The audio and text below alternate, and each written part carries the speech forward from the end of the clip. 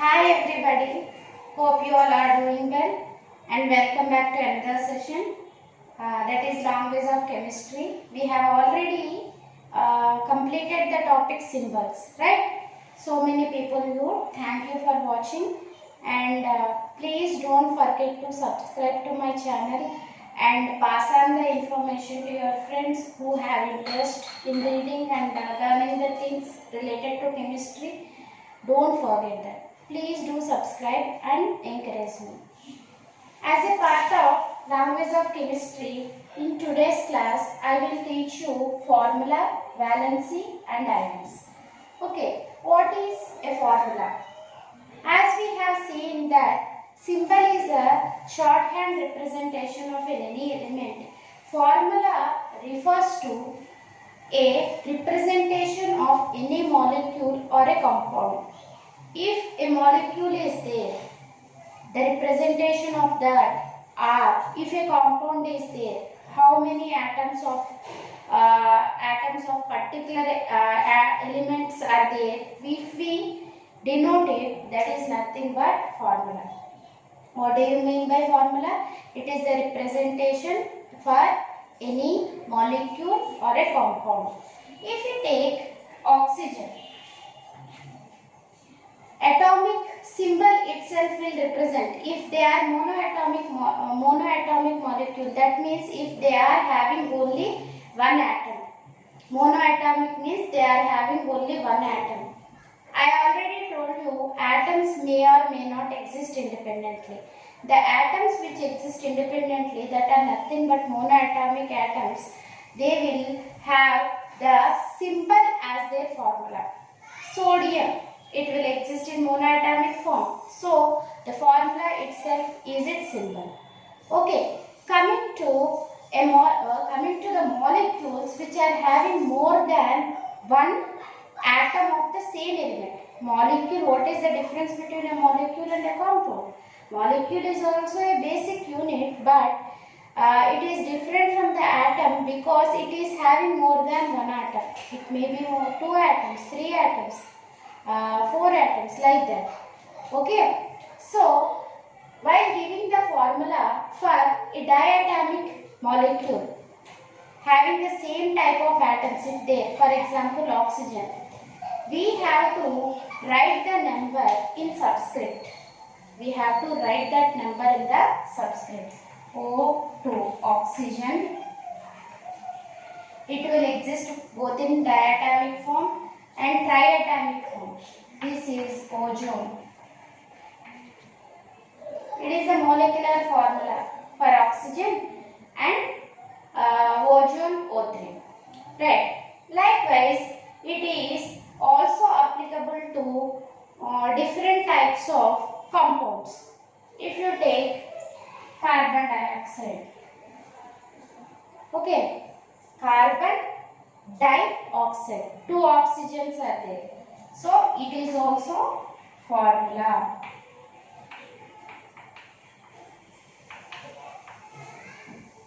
Likewise, H2O, water, glucose, C6H12O6, glucose formula. What is the significance of formula? What is formula? This is formula. But what is the significance? What is the significance in writing the formula? If I write the formula, you can know the composition of that compound. With what type of atoms it is made up of, that we can know. That is the significance of formula. The first significance is we can know what type of elements, what type of atoms are there in that compound. That is the one of the significance. Next, if we know this formula, we can know the molecular mass of any particular compound. We can know the molecular mass of any particular compound. See, why I am saying formula? All these are formulas. But what is the significance of giving a formula to a particular molecule or a compound? It will give you what is the composition composition and what are the types of atoms and what is the mass of that. All that information can be known simply from the formula. Okay, that is about formula. Formula, so many formulas we can write. These are basic ones like here, water. If you water we have already completed, right? If acids like hydrochloric acid, sulfuric acid, all those having some specific formula. And from that, what are the different components in that? What is the ratio of that? CO2 is there, 1 carbon, 2 oxygens, because here 2 is there. It is giving that information, right? If we want to calculate the molecular mass, we can also calculate. If we know the molecular mass of individual atoms, carbon 12, oxygen 16, 16 into 2 is there. So we can calculate the molecular mass if we know the formula. That is the significance. First part, okay. Then coming to second part, valency. What do you mean by valency? Valency is nothing but combining capacity of any element. Combining capacity of any element. Valency is nothing but combining capacity.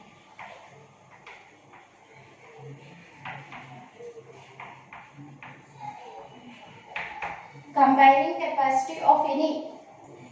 If we want to know the valency of a particular atom, we have to compare, we have to take some reference. It may be with respect to hydrogen or with respect to oxygen. We can know the valency of any compound if central atom is there.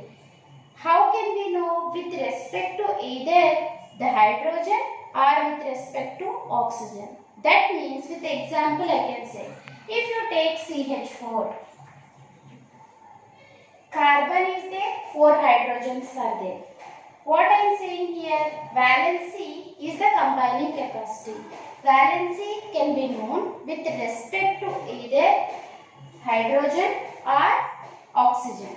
So, how many hydrogens are combined here? For 1 carbon, 4 hydrogens. So, the valency of carbon here is 4. Okay. With respect to hydrogen, the number of hydrogens combined is nothing but its valency. Are you getting the point? Valency is the combining capacity. It can be known with respect to either hydrogen or oxygen. If it is with respect to hydrogen, then the number of hydrogens combined will give you the valency. If it is with respect to oxygen, twice the number of oxygens will give you valency. Twice the number of oxygens. Like here 2 oxygens. This value represents the number of atoms, right? Already I told you.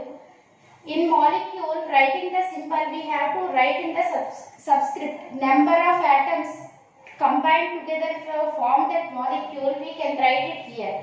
So, this represents the number of atoms of that. So, here 2 oxygen atoms are there. So, 2 into 2. Then, what is the value you will get? Again 4. So, valency of carbon is 4. It may be either the same value as that of the number of hydrogens combined or twice the number of oxygens combined. Once again I am repeating the valency. Valency is nothing but combining capacity. It may be described in terms of hydrogen or in terms of oxygen. If it is with respect to hydrogen, with number of hydrogens it combined is nothing but valency. If it is with respect to oxygen, the twice the number of oxygens. Twice the number of oxygens is nothing but valency. Hydrogen means number of hydrogens combined. Oxygen means twice. 2 times the number of hydrogens will give you valency. And this valency is some conditions are there. For example, if you take any metal and hydrogen, the valency is always considered as positive. Valency is always considered as positive. If it is with metals or hydrogen, valency is considered as positive. If it is considered as negative, that means it is maybe an electronegative atom. That means other than metals except hydrogen, remaining will exhibit negative valency. So, what is the point? Metals and hydrogen, positive valency. Okay. Any remaining element if you take, it is negative valency. Okay. That is about valency. And some of the elements, like if you take iron, copper, gold, silver, lead, tin, they will exhibit more than one valency. Most of the elements will exhibit one valency only. But some of the elements will exhibit more than one valency. This is nothing but variable valency. Some of the elements will exhibit more than one valency, which is called as variable valency. If the valencies are 2, then I will explain you with example. See here, iron is there. It will exhibit 2 valencies. That means +2 as well as +3. I already told you, whenever it is with respect to metals and hydrogen, positive valency, remaining any other element, negative valency. So, iron is there. Right? Iron exhibits 2 +2 as well as +3 valency. Both +2 and +3 valencies are there for iron. So, the one with lower valency, that state is called as us state. If the element is having +2 valency, then we say that as ferrous. Okay. The lower valency is considered as us, OUS. Considered as OUS. Next, the higher valency, that is Fe+3, is considered as equivalency. Ferric. Equivalency, that is ferric. Always remember, some of the elements will exhibit more than one valency. Okay. The lower valency is represented as us. The name, and at the end we have to add us. The higher valency we have to represent it as IC. So ferric, ferrous, ferric. And how to represent the elements exhibiting different valencies? How can you differentiate the valencies? The symbol remains same. Whether it is exhibiting +2 valency or +3 valency, the same iron is exhibiting the valency. So, how to represent the elements which are having the 2 valencies? We have to write the symbol of the element, and within brackets we have to write the valency in Roman number. We have to write the valency in Roman number. I think you are clear.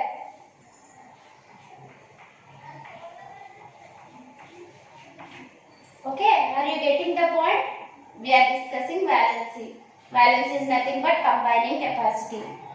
In this, we can represent with respect to either hydrogen or oxygen. If it is with respect to hydrogen, same as the number of hydrogens combined. If it is with respect to oxygen, twice the number of oxygens. It is okay. But some of the elements will exhibit more than one valency. It is called as variable valency. If they exhibit variable valency, the lower valency is called as us state and the higher valency is called as X state. So, how to represent different valencies means, if you write the symbol as it is, because the same element is exhibiting different valencies, the valencies has to be written in the brackets with Roman numbers. Here ferrous means 2 plus 2, no? So we have written this 2 in Roman numbers. Here ferric 3 Roman numbers. This is how we have to represent the variable valency elements. The symbol remains the same. Okay. So far what we have discussed formula, what is the significance of the formula and what is valency. Coming to ions. Ions are nothing but either positively charged or negatively charged. Either positively charged or negatively charged. How a positively charged ion will be formed and how a negatively charged ion will be formed. A positively charged ion will be formed if they lose electrons. If they lose electrons, then a positively charged ion will be formed, that is cation. Then cation and anion. See, ions are cation, maybe cation or anion. Okay. This cation means positively charged. Cations means positively charged. Anions means negatively charged. How a positively charged ion is formed? By losing electrons. By losing electron, a positively charged ion is formed. By gaining electron, a negatively charged ion is formed. Negatively charged ions are called as anions. They may be simple ions or complex ions. That means they may contain only one atom or they may contain more than one kind of atoms. If you consider oxide ion, O minus 2 or O2 minus, it is having only one atom, that is oxygen. If it contains more than one kind of atoms, like carbonate, if you take CO3 minus 2, okay, CO3 minus 2, it is nothing but compound ion or compound radical. If it is only one type of atom, simple. If it contains more than one kind of atoms, it is compound. Are you getting? Ions are maybe cations or anions. Cations are positively charged, anions are negatively charged. Okay. Simple and complex. Then electropositive radicals, like if you take this one, cation positively charged, any positively charged radical is called as electropositive radical. Electropositive ion or electropositive radical. If negatively charged, electronegative, electropositive, electronegative. They may be single charge, means if they lose only one electron, then they will become monovalent. Monovalent means single electron is removed. You can take the examples of sodium, potassium, cesium. These are the some of the examples. All group 1 will come under monopositive ions. Monopositive, I mean electropositive monovalent ions. Then coming to divalent. Divalent means 2 positive charges have to be there. That means 2 electrons are removed. So calcium, magnesium, okay, beryllium. Some of the examples I am giving. But you have to understand what is cation, positively charged cation, positively charged cation, negatively charged anion. And this is monovalent, this is divalent, divalent positive, and trivalent also, Al plus 3. These are the trivalent. Likewise, in electronegative radicals also, monovalent, divalent and polyvalent also there. If you take electronegative radical F minus, Cl minus, Br minus, okay, divalent. What are the examples of divalent you can give? SO4 minus 2 complex, this one. O2 minus. NO3 minus come under this compound radical. Like this, so many examples are there. You have to know all the radicals. Carbonate radical, bicarbonate radical, HCO3 minus bicarbonate radical, CO3 minus 2 carbonate radicals. If you want me to give all the radicals at once, I will make another video because it is becoming too long. That's why I am giving only the basic points related to it. If you want me to give all the ions, I will give in one video. But see, we have discussed formula valency ions. Positively charged ions are cations, negatively charged ions are anions. They may be simple or complex. Only one kind of atom simple. Two kinds or three kinds of atoms, they are complex. They may be electropositive, monovalent, divalent or trivalent. Likewise, here negative also monovalent, divalent, trivalent. Trivalent example, phosphate you can give. Okay, PO4 minus 3 is an example for electronegative trivalent radical.